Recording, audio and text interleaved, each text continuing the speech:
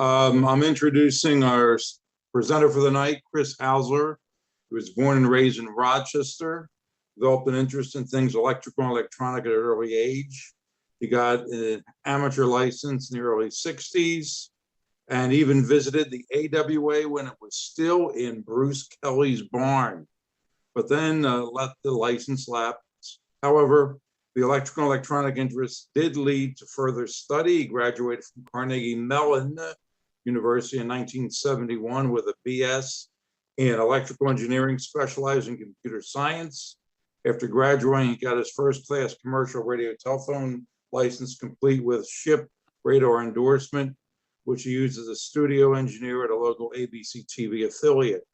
In the mid-70s, Chris reacquired his ham ticket. He has now been for 45 years TLL,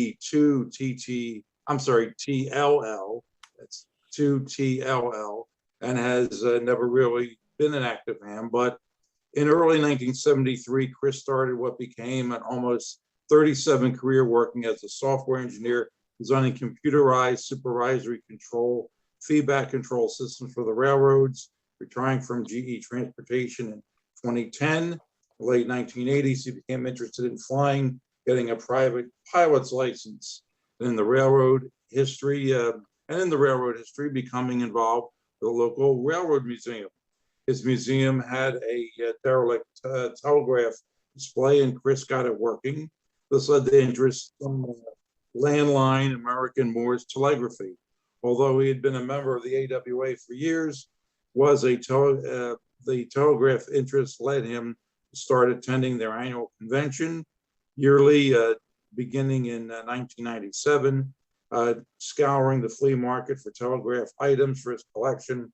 The AWA convention in 2001, Tom French made Chris aware of the existence of the Morse Telegraph Club. He joined that. And after retiring, Chris started writing for MTC's quarterly magazine, Dots and Dashes, as well as attending the Dayton Hamvention, helping to staff booths the MTC would set up, as well as occasionally other venues. He was asked to assume the position of International Vice President of the Morse Telegraph Club beginning in 2014, with the expansion of the AWA Museum, having previously done several telegraph displays at the AWA conventions. In 2016, Chris was asked to help set up a permanent landline display at the museum, which we are quite proud of, and it's now in place and operating. Chris, it's all yours. All right, thank you very much. I am the telegraph docent at the AWA Museum. I like to refer to myself as the wired guy at the Wireless Museum because, of course, landline telegraphy was all wired. So we're going to start off with our program here. Can everybody see that? Yes. All right. All right. Yes. Tonight, we're going to talk about the Morse telegraph system as it was implemented and employed in North America, probably because of its simplicity when compared to other budding telegraph systems of the time, like the Cook and Wheatstone needle system in England. It pretty much spread around the rest of the world. Right up to the end of its commercial use in North America, the original Morse code, now called American Morse, was still employed.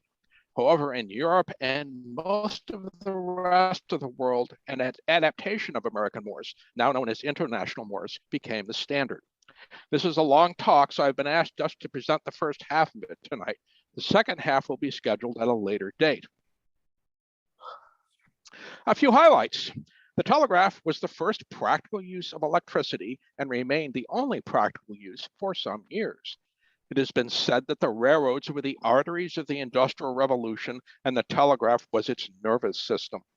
The job of telegraph operator just involved the handling of information, not stuff. They were the first full-time information workers. A telegraph wire is a lot like an internet chat room. Telegraph operators formed the first online community. It was the first job which accepted women in an office environment, even before they were accepted as secretaries. It was the beginning of the global economy, what we now call globalization. It allowed businesses the possibility to decentralize and have a broader reach. Oops, there we go. So who was this Morse guy anyway? He was born in 1791 to a famous geographer and Calvinist preacher. It was a well-known and respected family. He graduated from Yale University in 1810, Phi Beta Kappa honors, and supported himself by painting. Morse went to England in 1811 to further his painting skills and worked with some of the top painters of the era. Morse was also the founder of the still extant National Academy of Design and its first president from 1825 to 1845, and again briefly from 1861 to 1862. Morse was a man of strong opinions and not afraid to say them publicly. Some of his opinions came out on the wrong side of history. He was rabidly anti-Catholic, and he believed that if it was necessary to preserve the Union, he was okay with maintaining slavery. These opinions got him into trouble on more than one occasion. One result was that he lost a commission to paint a panel in the Capitol Rotunda. Morse hoped to paint grand historic scenes and then exhibit them to the public, making a living by charging an admission fee. The two paintings shown are the Gallery of the Louvre and the U.S. House of Representatives. At this, he failed, not always even making the cost of renting the exhibit hall.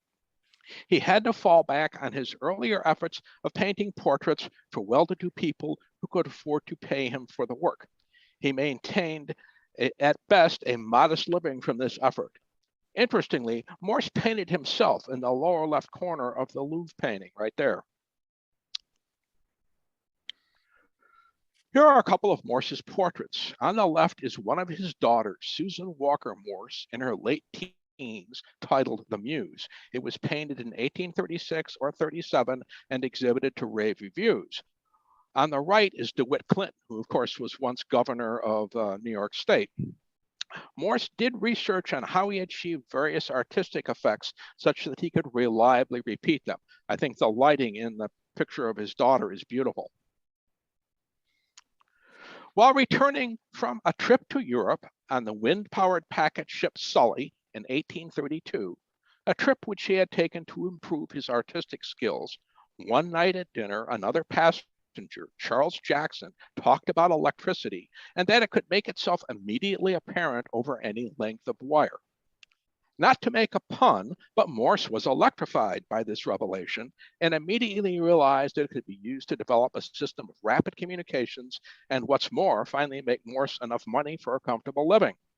It is also possible that he was spurred on by this idea for rapid communications because once, when he was out of town painting, he got a message that his wife was very ill.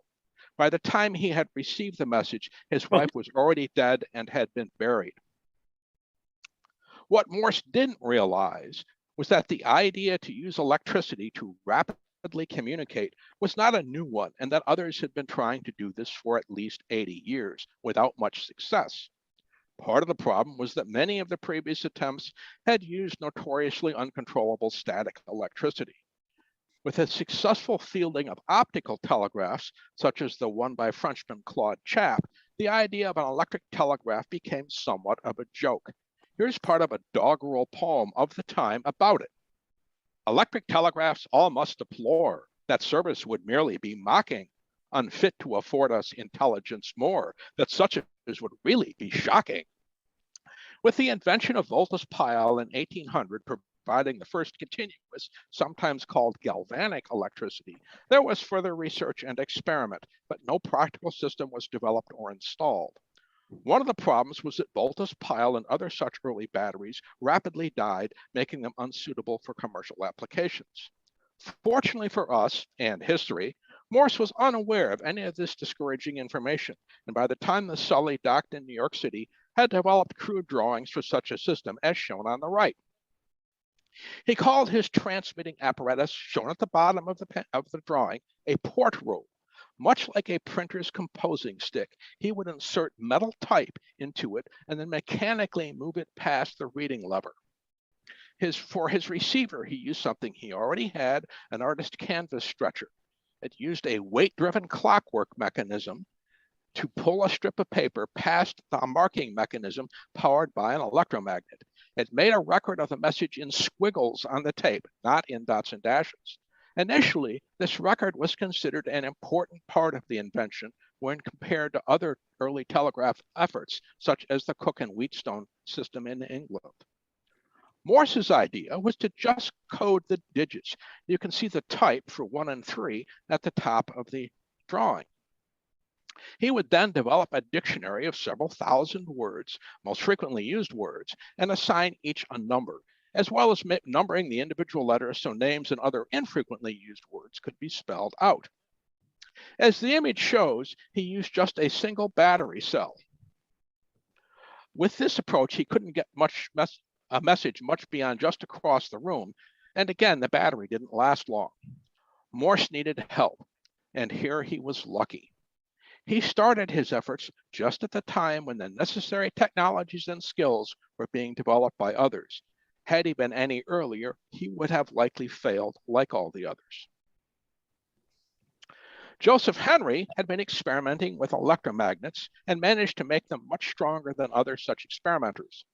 He began building them for other experimenters and for classroom demonstrations, as pictured. He came up with two different approaches, what he called the quantity magnet, small coils, low voltage, high current, and the intensity magnet, a large, long coil, high voltage, low current. The strength of an electromagnet is related to a calculation called ampere turns, the amount of current times the number of turns the wire makes around the magnet core. Henry commented to a friend, even before Morse's trip on the Sully, that the intensity magnet could be used for long-distance communications, and then demonstrated this, first over 1,000 feet of wire and then a mile of wire in 1830 or 31, again before Morse's 1832 trip. But he made no effort to develop it. Henry, a gentleman academic, didn't keep good notes. However, that friend recorded Henry's comment with the date in his logbook. An intermediary known to both Morse and Henry, named Professor Leonard Gale, made Morse aware of Henry's discovery, which allowed him to achieve greater distances, but the battery problem remained. John Frederic Daniell came up with the first reliable, long-lasting battery cell. It generated about a volt and was considered the original standard for the volt. With modern standards, it's about 1.1 volts.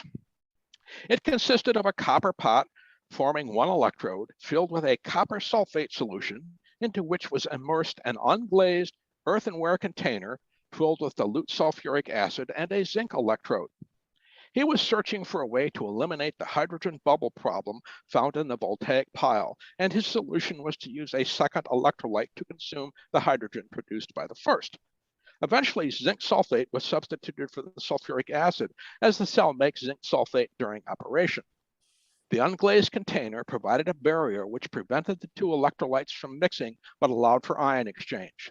Even modern alkaline dry cells have such a barrier, and just like with the Daniell cell, they essentially burn zinc to get electric energy. Sometime during the 1860s, a Frenchman by the name of Collard invented a variant of the Daniell cell which dispensed with the porous barrier. Instead, he found that a layer of zinc sulfate would float on top of the copper sulfate, the two liquids kept separate by their differing densities or specific gravities, and thus the name gravity cell. A drawing of one form of gravity cell is pictured on the right. Because of the lack of the barrier, however, the cell, once set up, can't be moved, as movement would cause the electrolytes to mix, and current must almost continuously be drawn from the cell to avoid mixing of the electrolytes due to simple diffusion. But this was perfect for North American closed-circuit telegraph practice where current flows in an idle line. A popular form of gravity cell was the crow's foot cell due to the shape of the zinc electrode. This eventually became the most popular cell for telegraph use, and a couple of unused crow's feet electrodes from my collection are pictured. In use, the zinc electrodes are consumed.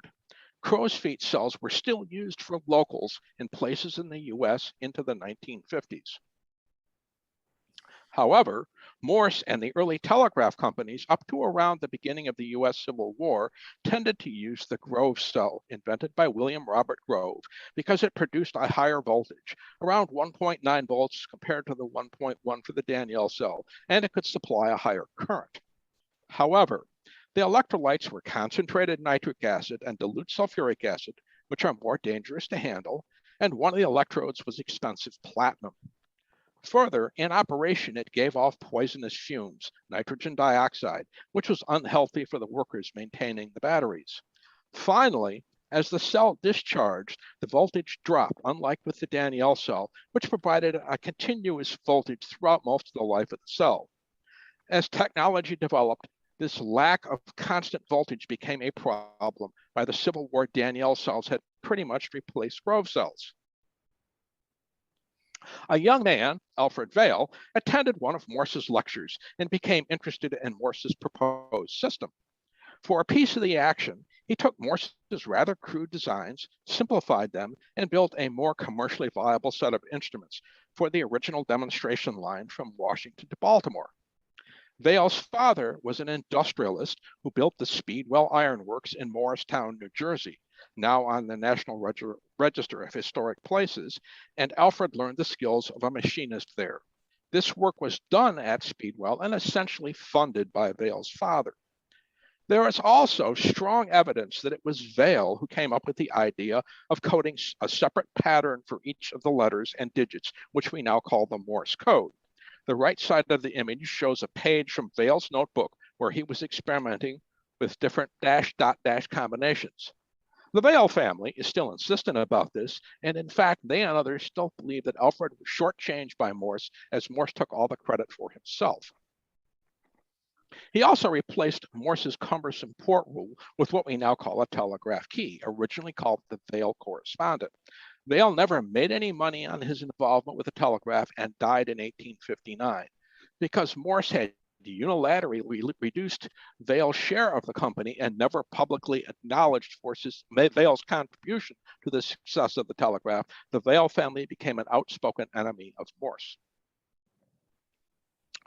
Pictured are the instruments used on the initial demonstration line, the Vail correspondent key on the left and the receiving register magnet on the right, which would emboss the dots and dashes on a paper tape pulled through the register by a weight-driven clockwork mechanism. Pencil points broke and ink dried out, so embossing was the method used to record the message. There are many replicas of both of these instruments out there. We have one of each at the AWA Museum. But one of the two original receiving registers used for that line, the one in Baltimore, is held by Cornell University, and I believe that is the one pictured. However, the AWA now possesses Morse's actual notebook from that first experimental line. Again, a stated feature of the Morse system was the paper tape record of the transmission. The British needle system made no such record. The Washington-Baltimore demonstration line was about 45 miles long, and it stretched the ability of being able to supply enough power to drive the registers. Because of this, Morse came up with the idea of the electric relay, using an electromagnet to operate a low-mass electric switch, and patented the idea. This had actually already also been done by Joseph Henry, and this became a future patent infringement issue. Originally, it was going to be used to repeat the line every so often to achieve a further distance, thus relaying the message, the source of its name. But it was found more successful to use the relays in each station, essentially as electromechanical amplifiers. In this configuration, a lower mainline current could be used, which could thus travel a longer distance with less voltage loss, and the relay would switch a stronger local current to operate the register. This drawing shows the basic Morse telegraph North American closed circuit system. With this approach, it only required the large main battery banks at one location, not in each station as the European open circuit system required. In actual practice, however, it was found advantageous to split main battery between the large offices, likely at the ends of each wire as shown. Each station consists of a key and a mainline relay in the main circuit. The relay, again, switching a local circuit with local battery powering the register magnet. The main circuit uses a single wire with a ground return path, which was found, if the wire was long enough, to require less voltage and thus less batteries than would be required to have a metallic return path. Note that only one key is open for sending. Not wanting to have all the other operators having to keep their keys held down to keep the rest of the circuit complete, the keys were provided with a parallel circuit closer switch, not shown in this drawing. Eventually, the switch was incorporated directly into the keys. All modern, using that term loosely, telegraph keys intended for North American landline closed circuit telegraph use have a parallel circuit closer switch integrated with the key. As an aside, the break key on your PC keyboard is a direct descendant of the circuit closer switch, a story for another time. The top two photos show early mainline relays, an 1846 Clark relay on the left and a Chubbuck one on the right. Once it was shown to be successful, the telegraph took off. The register shown in the lower two photos is a Barrett register built by J. Barrett & Son in Ithaca, New York, and installed in South Bend, Indiana in 1848. Note the drum around which the cord would be wrapped from which the weight was hung, and the spring metal was not yet well developed. Notice also the groove where the point on the armature would emboss the paper.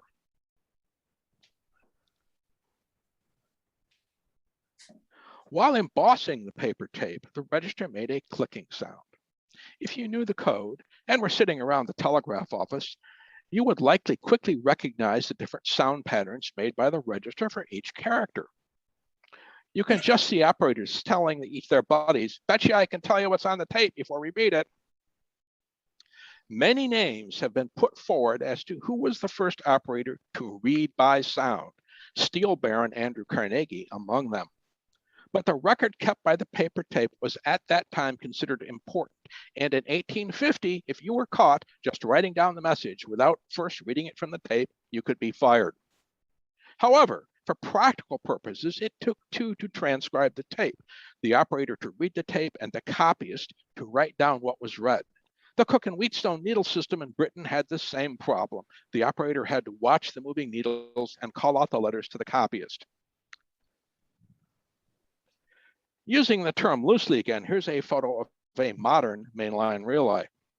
However, it was found that reading by sound was much more efficient, as it could be done by just the operator, using his ears to read the instrument and eyes and hands to write out the message.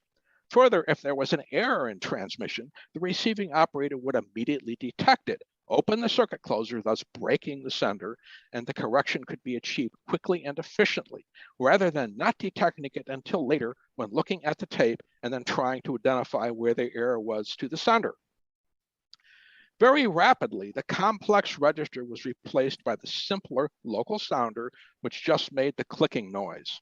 By 1860, if you could not read by sound, you couldn't get a job as a telegraph operator. These images from upper left to lower right show a progression of early local sounder designs, from the 1850s Phelps design through two Prescott designs over the next 2 decades. Finally, the one on the lower right is from 1875 and the first sounder design I've seen to use a compression return spring instead of an expansion spring as used on the earlier design shown. This slide shows two modern local sounders. On the left is the classic 4-ohm local, which would use 2 gravity cells in series with the 4-ohm sounder, each cell with about 2 ohms internal resistance, giving a current of about 1/4 amp. On the right is a more modern 400-ohm local, which came along with the use of secondary storage cells kept charged by commercial power. It requires about 12 volts at 30 milliamps. So much for technology. The Civil War was the first war fought with telegraph command and control. Back then, if one had a complaint with the federal government, one could walk right into the Oval Office and complain to the president. Lincoln, more or less to hide from all the complaints, parked himself in the War Office telegraph room, where he would read all the messages between the generals. However, by the end of the war, he was directing his generals by telegraph, the first time the president in reality became the commander-in-chief without having to be in the field with the army. The upper left photo shows the installation of pole line. The upper right photo shows a battery wagon said to contain 96 Daniell cells grouped in series circuits of 6 and using a leather bag as the porous barrier to keep the electrolytes separate. The lower left photo shows a field telegraph office during the Wilderness Campaign, said to be Wilcox's landing on the James River near Charles City Courthouse, Virginia. The lower right drawing says it's showing a telegraph scout or spy tapping the enemy lines using a pocket set.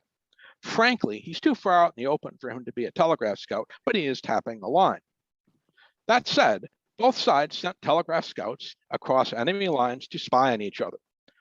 Only the North established a telegraph corps, the South relying on what was left of the commercial companies. The North developed a series of complex cipher codes, which were never broken by the South, but the North sometimes erroneously sent information in plain text, and this was intercepted and acted upon by Southern spies. One such message was about the shipment of cattle to feed the army.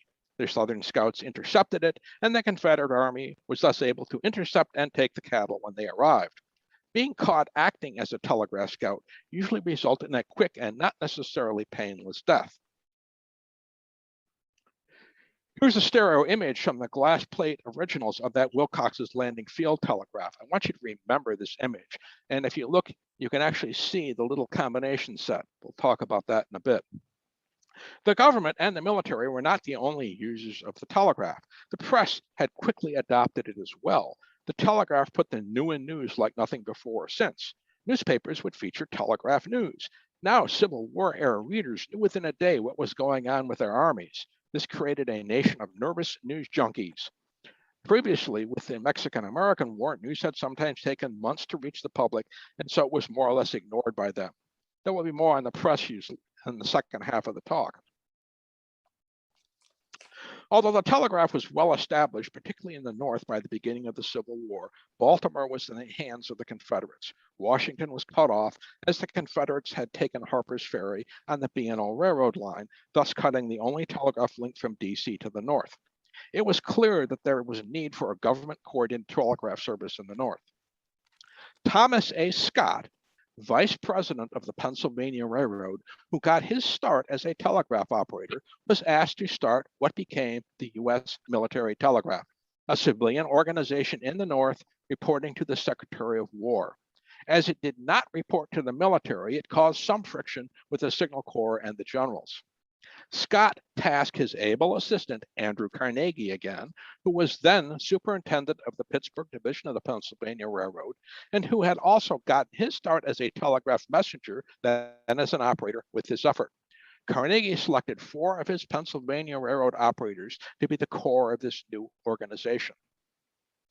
One of these 4 was Richard O'Brien. O'Brien had a younger brother, John Emmett O'Brien, who he had hired at age 8 to be his telegraph messenger.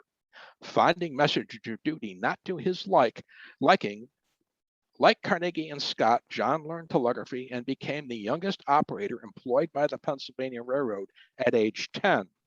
At age 13, he joined the U.S. Military Telegraph as its youngest member. In the 1880s, he published an article titled Telegraphing in Battle in Century magazine, and then in 1910, an entire book of this title. The top drawing, titled A Field Expedient, as well as a number of other pen and ink drawings, appeared in both. This book is a good read, one young man's first great adventure traveling with the troops on the front lines, and is free to download from Google Books and other sources. Hard copy reprints can also be purchased from Amazon. Mainline telegraph wire was normally 8 or 9 iron wire, frequently galvanized, put up on poles with insulators, running back to headquarters. But during a battle, what was called field wire, said to be 7-strand, 14-gauge iron, rubber insulated, would be run along a battlefront to keep the various corps commanders in touch, so to be able to quickly respond to changing situations. Although flag signaling was used to do this as well, this required wooden towers to be constructed so that the Signal Corps flagmen could be seen at a distance, making them nice targets. And this was before the age of smokeless powder. As a battle raged, the smoke would soon get thick enough that it frequently became impossible to see the flags through it anymore. The telegraph got around this problem. The upper drawing in this slide is again from O'Brien's book and shows a young telegraph operator with a pocket set at the end of a field wire. receiving instructions over the telegraph. Note the wire just strung over tree branches and the bayonet plunged into dampers to provide the ground return connection. Remember this image. The lower image is from Spielberg film Lincoln, showing Lincoln in the telegraph office. The Morse Telegraph Club was contracted by Spielberg to provide the telegraph technology for this film. When it was over, the authentic telegraph desk shown, constructed for the film, were given to the Morse Telegraph Club. The image on the left shows a display at the Gettysburg Museum of what it says is the actual combination set, or KOB, used to send the information of Lee's surrender from Appomattox. It is certainly a period-correct instrument and was made by James Clark, who claimed to be the first manufacturer of sounding relays. Because batteries were not all that portable, the Civil War necessitated the development of what were called sounding relays, in which the relay made a loud enough sound without the need for a local circuit and a local sounder. Portable combination sets, as shown, which had both the resounding relay and key on base, thus KOB, didn't require a local circuit and its local battery. In his magazine article, O'Brien said that the field operators just listened to the gentle tick of their relays. The image on the right is my recreation of a combination of the two preceding images. The photo of the Wilderness Telegraph Office, along with the field wire operator in the O'Brien drawing. Note the bayonet ground. The wire I used was 14-gauge copper, plastic insulated, the closest I could come to authentic field wire, and the instrument is a box Relay KOB, a type of sounding relay first developed in the late 1860s or early 1870s and popular up into the first decade of the 20th century. My ground return circuit, bayonet and all, as short as it was, actually worked fine. This is just a close-up of a Daniell box relay KOB from around 1900. Of course, Civil War reenacting is popular these days, and the top two photos show one of our MTC members, the president of the Evergreen chapter from Tacoma, Washington, Kevin Seville, at Fort Steilacoom with his recreation of a U.S. military battery wagon. The bottom two photos show me at the Brooksville raid in January 2006, a reenactment which I believe happens every January about 50 miles north of Tampa, Florida. The Florida chapter of the Morse Telegraph Club is quite active and did this reenactment that year. They dressed me as a Confederate soldier as shown, and I explained Civil War telegraphy to the visitors. They had set up an example of tapping telegraph wires. And since, after all, I'm a Yankee, we were joking that I was a Northern Telegraph scout down there to tap their wires. As we were talking about this, a platoon of young men dressed as Confederate soldiers were marching past, stopping to look at our display and overhearing our conversation. They started discussing hanging me by my own telegraph wire, not an infrequent end to a telegraph scout's life. There was a brief period of time when I began to think they were serious. There are some folks down there still fighting this war. The telegraph was the first office job open to women. Way before they were accepted as secretaries. The job came out of nowhere, and there were no preconceived notions about who could or should do it. Up through the Civil War, there was also a shortage of operators, so anyone who could do the job could get a job. In Victorian times, it was said that men and women occupied separate spheres, men of business and commerce and women of home and family. And both men and many women couldn't understand why a woman would want to do what was many considered should be a man's job, as after all, the telegraph was mostly dealing in business and commerce. That said, it was a better job than most available to women, and certainly some chose it, but some had to find work to support themselves due to being widowed, divorced, or their husband was maimed or otherwise unable to work, or maybe even a deadbeat. Further, a telegraph wire, which is a series circuit, is a lot like an internet chat room. One person talks and everybody else hears, and in idle moments, operators would chat with each other, sometimes not knowing the sex of the other operators on the wire. It is recorded that chess and checkers games were played over the wire.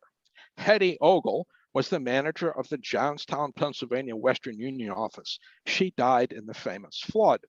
Because she signed her reports H.M. Ogle, Western Union management apparently didn't know she was a woman. Even further, in Victorian times, it was considered dangerous and romantic for a woman to be able to chat with a man, sight unseen, unapproved by a father or brother. This so fascinated the general public that there was a whole genre of telegraph romance fiction written. Two titles I know of are Wooing by Wire and Wired Love.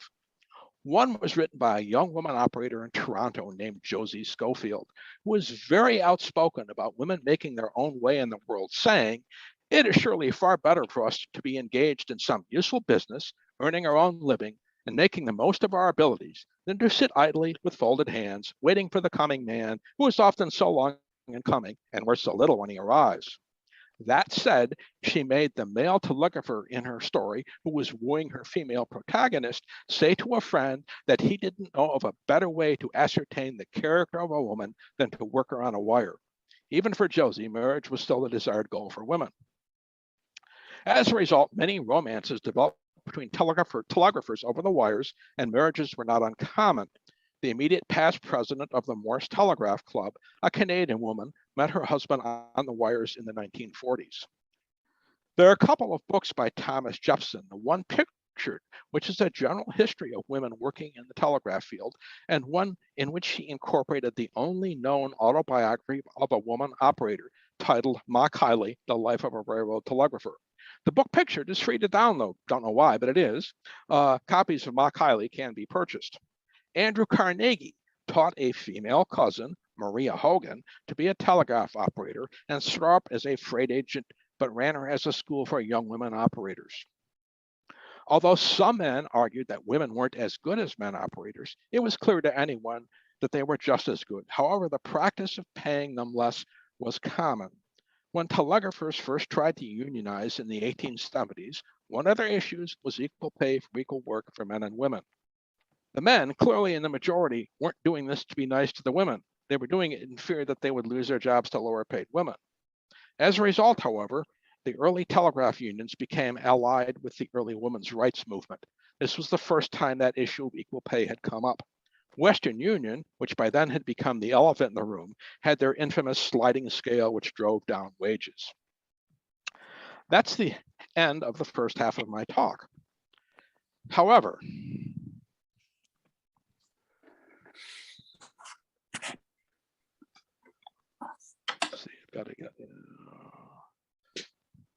I would be remiss now if I didn't talk a bit about the Morse Telegraph Club. It was originally founded in California in 1942 as a non-industry specific fraternal order of working and retired landline telegraphers. Over the years, it has morphed into a living history organization. We celebrate the use of the original Morse code, now called American Morse. Anyone with an interest in American Morse is welcomed and even encouraged to join. And you no longer have to take a wire test. No telegraphic skill is required. It is currently a 501c3 corporation incorporated in Illinois, so your tax-deductible donations would be welcome. The club presently has between 400 and 500 members, mostly in the US and Canada, as landline telegraphy in North America always used American Morse. But we do have some foreign members as well. For the last 15 years or so, we've had an internet-based American Morse Telegraph network. The free-to-download program, Morse KOB, allows you to be a telegraph office on any one of a number of simulated wires. From the main page, in addition to downloading the program, you can display all the currently active wires.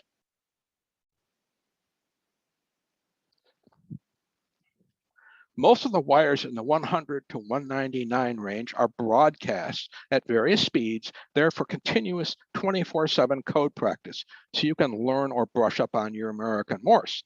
It also allows you to communicate with other like-minded individuals in a manner essentially identical with how it was always done on a classic railroad way wire. We frequently use wire 11 for this purpose and have regularly scheduled sessions. As again, I like to say it provides virtual pole line. What actually is sent over the internet is merely the on and off timings of the opening and closing of your key. So when you're listening to a real person, you're hearing their skill or lack thereof as a telegraph operator. Now I'm going to just briefly, yes, start up Morse KOB. And I've just connected it, if you can hear it over the clicking, to wire 108, which is BBC World News at 20 words a minute. It will make a clicking sound of the sounder in your computer speakers. And if you want to send, you can actually just type on the keyboard, but connecting a key is trivial. Connecting a real sounder takes a little more effort, as you need to slightly amplify the signal. But the website, again, has information on it. And again, I will just, if I take my bug here, you can hear.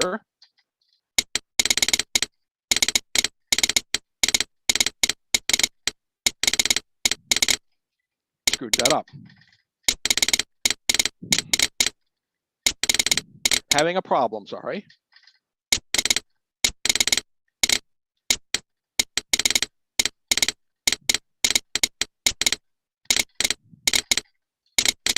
I have a problem with contact balance with this bug. Anyway, the next presentation is going to cover Western Union, press use, railroad use, and some miscellany.